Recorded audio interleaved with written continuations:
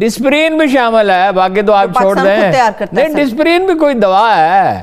دنیا کو کوئی ہی ملک ہوگا، کوئی افریقی چھوٹا سا ملک ہوگا جو درآمد کرتا ہوگا.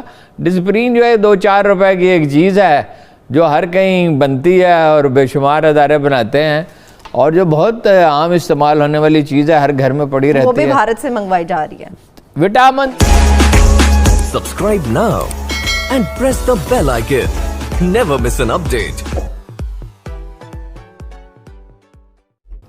کہ جب کشمیر میں کارروائی کی، اس کو ضم کر دیا اور وہاں کرفیو لگا دیا اور انسانی حقوق کی ایسی خلاف ورزیاں ہونے لگی جس کی مثال ہی تاریخ میں نہیں ملتی. لوگوں کو گھروں میں قید کر دیا گیا اور 8-9 ماہ سے قید ہیں لوگ گھروں میں. اب تو کرونا کی وجہ سے اور بھی مصیبت میں ہیں اور ساری اکانومی تباہ کر دی گئی. تو پاکستان نے ایک اصولی فیصلہ کیا کہ بھارت سے تجارت نہیں کی جائے گی، کوئی دوائیں وغیرہ بھی نہیں منگوائی جائیں گی. اس وقت کسی نے سوچا نہیں. ان کا منشور کا عنوان ہونا چاہیے یو ٹرن منشور. اس وقت کسی نے سوچا نہیں کہ یہ جو دوائیں ہیں، پتہ نہیں وزیر صحت کیا کر رہے تھے، اور یا مشیر صحت تھے اس وقت یہ تھے، یا وہ میرا خیال وہ پچھلے تھے عامر خیانی صاحب. اس وقت بہت عامر خیانی نے کیا کرنا تھا، اس کو تو پتہ نہیں ہے بیچارے کو. وہ تو ایک یونین کونسل کا دفتر نہیں چلا سکتا. تو اس وقت کسی نے سوچا نہیں کہ کچھ دوائیں ایسی ہیں جی جو لائف سیونگ ڈرگز ہیں، لوگوں کی جان خطرے میں پڑ سکتی ہے، اور وہ جرمنی سے آئے گی فرض کیجئے، یا برطانیہ سے آئے گی، یا فرانس یا امریکہ سے آئے گی، تو اس کی قیمت 50 گنا بھی ہو سکتی ہے، 20 گنا بھی ہو سکتی ہے، 30 گنا بھی ہو سکتی ہے. وہ تو فیزیبل نہیں ہوگا. چنانچہ پھر اس فیصلے کو ریوائز کیا گیا کہ لائف سیونگ ڈرگز منگوائی جا سکتی ہیں، جان بچانے والی دوائیں. مگر اچانک انکشاف ہوا 2-3 ہفتے پہلے کہ وہ تو 432 یا 436 دوائیں منگوائی جا رہی ہیں، اور اس میں ڈسپرین بھی شامل ہے. باقی تو آپ چھوڑ دیں. نہیں، ڈسپرین بھی کوئی دوا ہے. دنیا کو کوئی ہی ملک ہوگا، کوئی افریقی چھوٹا سا ملک ہوگا جو درآمد کرتا ہوگا. ڈسپرین جو ہے 2-4 روپے کی ایک چیز ہے جو ہر کہیں بنتی ہے اور بے شمار ادارے بناتے ہیں، اور جو بہت عام استعمال ہونے والی چیز ہے، ہر گھر میں پڑی رہتی ہے. وہ بھی بھارت سے منگوائی جا رہی ہے. وٹامنز منگوائے جا رہے ہیں. دیکھیں نا، ایک تو بات یہ ہے کہ ہم ایک صارف معاشرہ بن گئے. ایک پہلو تو اس کا یہ ہے نا کہ ہر چیز باہر سے منگوائیں گے. وہ دوائیں جو بھارت اسی بر صغیر کا حصہ ہے نا، وہی جڑی بوٹیاں اس میں ہوتی ہیں. اور جڑی بوٹیوں کے بارے میں کوئی بنیادی بات آپ کو بتا دوں، جس علاقے میں جو بیماری پیدا ہوتی ہے اس علاقے میں وہ جڑی بوٹیاں پیدا ہوتی ہیں. یہ قدرت کا ایک اٹل ابدی اصول ہے. مثلاً پہاڑی علاقے میں آپ جاتے ہیں تو آپ کو کیفیت معدہ آپ کا ڈسٹرب ہوتا ہے، تو تیمر نام کی ایک بوٹی پائی جاتی ہے، جس پہاڑی علاقے میں جائیں وہاں موجود ہوگی. میدانوں سے جب لوگ جاتے ہیں اور وہ ذرا سی آپ پھانک لیں تو آپ ٹھیک ہو جائیں گے. کوئی انگریزی دوا یعنی ایلوپیتھک میڈیسن اس کا متبادل نہیں ہے. وہ 15-20 منٹ میں آپ کی وہ کیفیت دور ہو جائے گی، اور 2-4 دفعہ کھا لیں تو آپ کو کوئی مسئلہ ہی نہیں ہوگا. میرے ساتھ یہ ہو چکا ہے. میں دوائیاں کھاتا رہتا تھا. وہ ایک بڑے میاں نے مجھ سے کہا کہ یہ مرض یا بیوقوفوں کو ہوتا ہے یا لاہور والوں کو ہوتا ہے. میں نے کہا میں بیوقوف بھی ہوں، لاہور سے آیا ہوں. انہوں نے کہا یہ سارے لاہوریوں کی توہین ہو گئی ہے. یہ کھا لے. وہ بزرگ تھے 80-90 سال کے. تو جو انہوں نے کہا یہ کھا لے، یہ پڑی ہوئی ہے بوری میں، 2-4 یہ پتہ کھا لیں. اچھا، میں سمجھا مذاق کر رہے ہیں. میں کھا لی. میں نے کہا بزرگ آدمی ہے، اب ایسا مذاق تو نہیں کر سکتے. چلو ڈانٹ ڈپٹ تو آئی واز ینگ. اس کے بعد آج تک یہ مسئلہ مجھے نہیں ہوا. آپ دوائیں کیوں نہیں؟ آپ کے پاس یعنی ہربل میڈیسن کے ایسے شاندار ادارے ہیں اور بڑا ذخیرہ بھی ہے، اور آپ کے پاس سارا علم ہے. وہ مسلمان طبیب زیادہ ہوتے تھے انڈیا میں طب پہ بڑا کام ہوا. یہ ہم کام نہیں کرتے. اچھا، اب وہ منگوا لی. اب جناب وہ وہاں مسئلہ پیدا ہو گیا، یہ وزیر صحت کی اجازت سے ہوا ہے، مشیر صحت کی.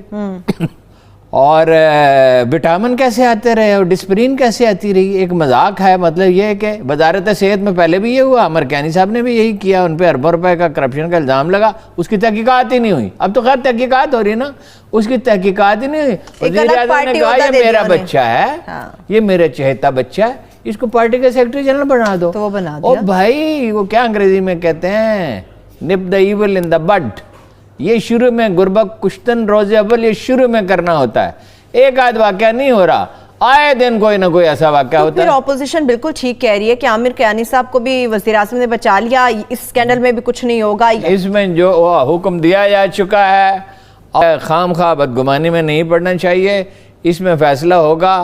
और ये कोई वो तो पाँव पड़ने वाला आदमी है, ये तो पाँव पड़ने वाले आदमी नहीं नहीं तो है। पार्लियामानी कमेटी इसका फैसला करेगी, पार्लियामानी कमेटी से नहीं, पार्लियामानी पार्टी किस लिए?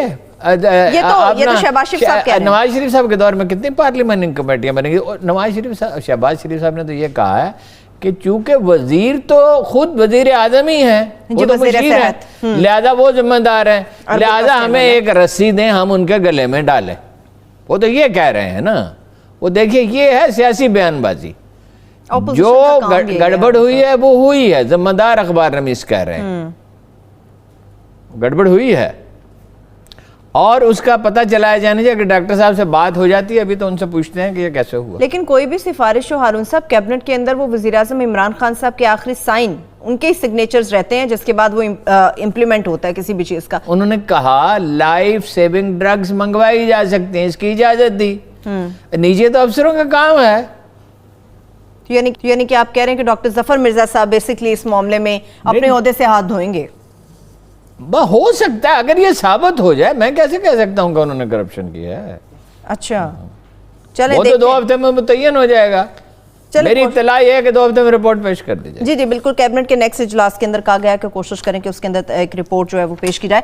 अच्छा हारून साहब, ये तो मामला हो गया ड्रग्स का, लेट्स से इसके ऊपर क्या होता है। एक मामला गंदम का भी है, टिड्डी दल का भी मसला था। उसके ऊपर काफ़ी दिनों से मैं देख रही थी कि मुख्तलिफ किस्म के बयानात पीपल्स पार्टी के स्पेशली आ रहे थे। अब बहुत बड़ी तादाद में एक इलाका है जिसको कवर कर लिया है और वहाँ पर गंदम को भी नुकसान पहुँच रहा है। अभी आप डिटेल्स बता रहे थे कि गंदम की प्राइस भी ऊपर चली गई है।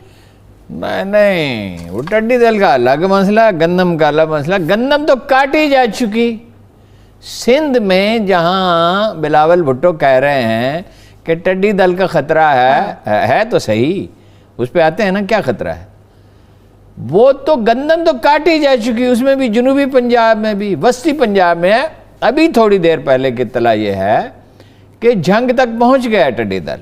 ठीक है, मेरा ख्याल जंग में बिगड़ चुकी है गंदम। गंदम का मसला और है, गंदम में पैनिक बाइंग हो रही है, लोग घबरा गए हैं। एक तो लोग अपने घरों के लिए गंदम खरीद रहे हैं कि भाई साल के आखिर में महंगी हो जाती है, हुकूमत की रेट कमजोर है। हालात नहीं है खराब, हालात कतन खराब नहीं। गंदम की पैदावार मैंने मुख्तलिफ ज़राए से तहकीक की है, 1 से 1.5% ज़्यादा है। तो पैनिक बाइंग क्यों है फिर हारून साहब? पैनिक बाइंग पैनिक की वजह से होता है। पैनिक कोई लाजमी है कि कोई जायज़ वजह से? वजह तो होती है। मैं बताता हूँ ना वजूहात, तो मौका तो दें प्रोफेसर साहब। पहली बात तो ये है कि पिछले साल के तल्ख तजर्बात हैं। दूसरी बात यह है कि मकई कम हुई है तो पोल्ट्री वाले खरीद रहे हैं। ठीक ठीक। दूसरी बात है फ्लोर मिलों वाले खरीद रहे हैं कि अभी हुकूमत ने जारी करनी शुरू नहीं की है। तीसरी बात यह किसानों ने कुछ ने होल्ड किया, बहुत सौ ने अच्छा बोरियां ले ली और गंदम अभी नहीं दे रहे, चूंकि उन्हें 1500 रुपये मिल रहे हैं। 1500 रुपये क्यों मिल रहे हैं? उसकी एक और बड़ी दिलचस्प वजह है, वो अलीम खान से भी मैंने बात की, फूड मिनिस्टर साहब। गंदम कैसे 1500 रुपये मन बिक रही है? शुरू में तो ये तो हमेशा 1100-1200 पे बिकती थी, 150-200 पे कम बिकती थी। उन्होंने कहा भाई अफगानियों को रोक दिया है। अफगानियों को रोक दिया गया, जो जिस स्मगलिंग की हम बार बार बात करते थे वो किस्सा पार कर दिया। लोग होल्ड कर रहे हैं इस उम्मीद पर कि कुछ दिनों में रिश्वतखोरी का ये निज़ाम अपनी जंजीरें तोड़ डालेगा। आपने देखा नहीं फिल्मों में हीरो अपनी जंजीरें कैसे तोड़ता है? वैसे कहते हैं फिल्मों का और हकीकत का बड़ा ये जो अपना हमारे यहाँ रिश्वत का लेने वाला देव, जो मैंने आपको बताया, मुझे एक चीफ ऑफ आर्मी स्टाफ ने कहा, एक चीफ ऑफ आर्मी स्टाफ ने 30 करोड़, उस वक्त वो सर्विंग चीफ आर्मी स्टाफ था, कि 30 करोड़ रुपए मुझे पेश किए गए हैं कबायली इलाके में पॉलिटिकल एजेंट लगाने के लिए। ठीक है, जब मैं ये बात कर रहा था तो पिछले हफ्ते तो एक बहुत ही बुजुर्ग दोस्त ने कहा कि 21 करोड़ रुपए की मुझे पेशकश हुई, एक पॉलिटिकल एजेंट लगवा दें। देखिए ये देव है स्मगलर्स का, ये जो माफियाज हैं, ये तो बात इमरान खान साहब ठीक कहते हैं, लेकिन बस कहते हैं, किया तो आज तक कुछ नहीं। आज तक वो गंदम का इतना हुआ तो क्या किया, किसको सजा मिली है? चीनी में भी देख लेंगे कि कसूरवार का तयन हो مگر قصوروار کا تعین کیسے کریں گے؟ وہ تو وفاقی حکومت نے اجازت دی، صوبائی حکومت نے سبسڈی دی. اور سرکاری افسر ایک سمری بناتا ہے، تو وزیروں کو کیا پتا ہے؟ کتنے وزیر پڑھے لکھے ہیں جو ان نزاکتوں کو سمجھتے؟ کوئی تربیت کی ہے خان صاحب نے؟ ہر سیاسی پارٹی دنیا میں 2-4 ہزار آدمیوں کی تربیت کرتی ہے جس نے ملک سنبھالنا ہو. ان کو پختونخوا میں حکومت کا تجربہ بھی تھا، انہیں یہ پتا تھا، انہیں بار بار کہا بھی گیا. میرا گلا خشک ہو گیا، کوئی خدا کا شکر ہے تو کرونا نہیں تھا. Subscribe now and press the bell icon. Never miss an update.